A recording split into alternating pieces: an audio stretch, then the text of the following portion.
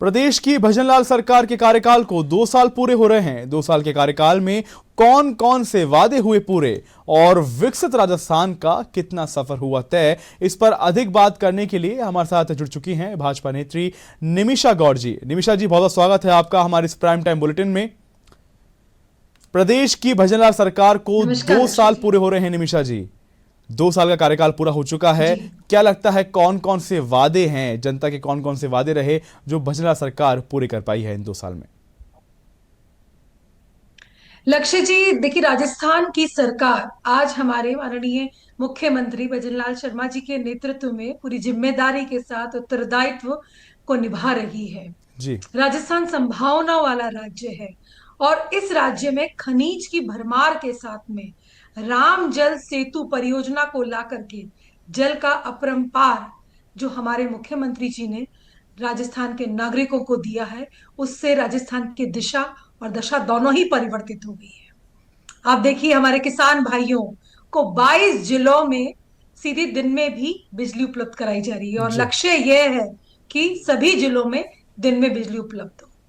देखिए, आज राजस्थान जल, बिजली, भोजन, आवास जैसी मूल समस्याओं के निदान के साथ में आगे निवेश के साथ औद्योगिक गलियारों का निर्माण कर रहे हैं। पर्यटन में देखिए कि राजस्थान पूरे भारत में ऐतिहासिक समृद्धि से कायम है और आज राजस्थान का पर्यटन चौतरफा विकास कर रहा है।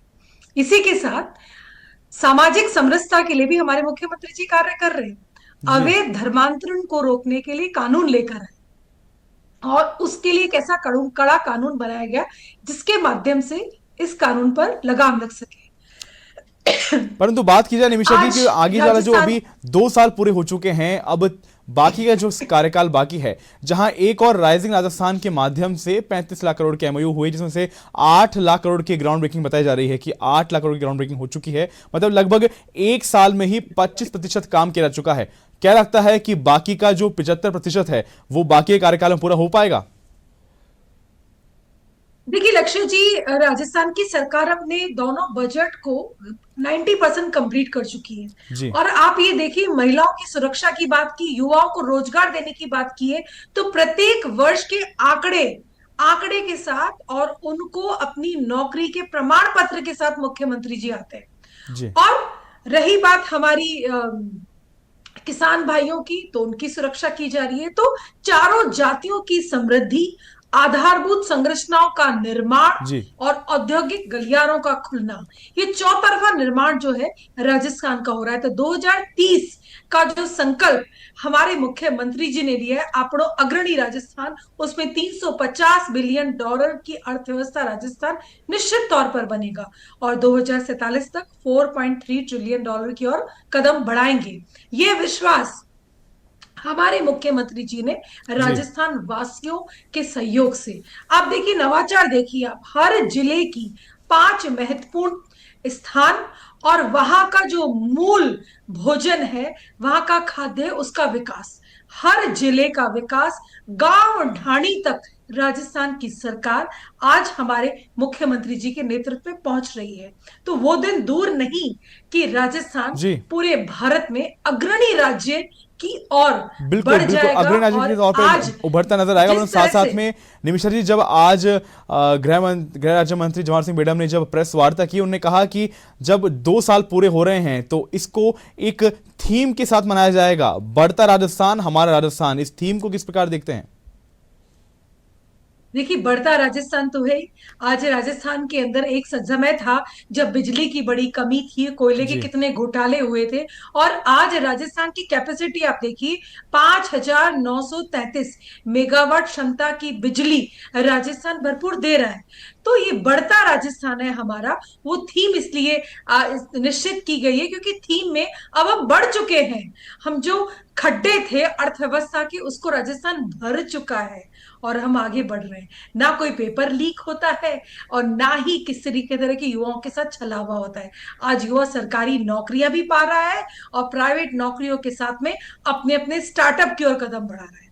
तो ये बिल्कुल कदम जो है हमारा बढ़ता राजस्थान, ये युवाओं का राजस्थान है, सुरक्षित महिलाओं का राजस्थान है, समृद्ध किसानों का राजस्थान है, और नए श्रमिक कानून के साथ आज राजस्थान की सरकार कार्य कर रही है। बिल्कुल बिल्कुल, क्योंकि अंतिम डिजिटलीकरण को प्रश्न आप निमिषा जी आपसे देखिए, पूछना चाहेंगे इसको। अपराधियों के जी अंकुश लगाने को देखिए, तो राजस्थान सरकार के अंदर हर दिन जी नवाचार हो रहा है, भ्रष्टाचार आज परेशान है, अपराधी राजस्थान छोड़ चुके हैं, जी और कोई अपराध करता है तो उस पर घंटों में शिकंजा कसा जा रहा है। तो लक्ष्य जी, मुझे ऐसा लगता है कि जी राजस्थान का नवाचार और राजस्थान के जो नए दिन है वो हमारे बढ़ते राजस्थान में दिखेंगे।